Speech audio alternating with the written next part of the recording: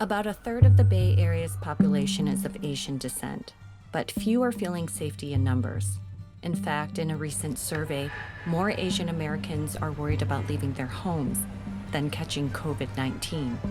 Case in point, an Asian American woman who lives in this Bay Area building was attacked twice this year, pushed to the ground, threatened with a gun. She had agreed to tell her story, then went silent out of fear. These days, she only ventures out to walk her dogs. It depends on what generation they are. And if they're immigrants, they don't want to bring too much attention to them because immigrants already draw enough attention that's negative. And if we're reporters, they certainly don't want that publicity. And they're afraid of law enforcement. They don't approach law enforcement so openly, and they don't have that tradition. That still carries over as a very strong, influence that is hard, only diminishes by generation.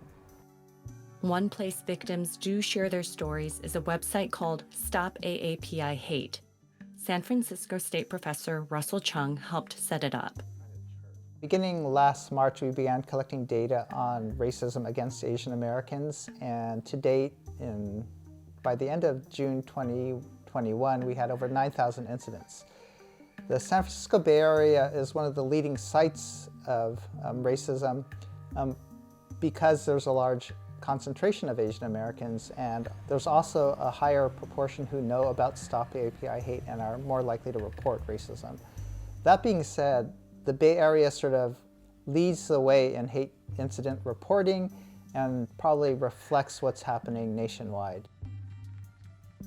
The FBI reported a 146% spike in hate crimes against minorities, but Asian American cases they've seen are in the hundreds, not thousands. Chung says the reality is far worse than what official figures suggest. My own wife got spat upon. She was running and someone just blocked her path in the park and coughed in her face. And I think because people are worried about COVID-19 as a pandemic spread by coughing and spitting, or coughing, they just want to enact vengeance against Asians by coughing and spitting back.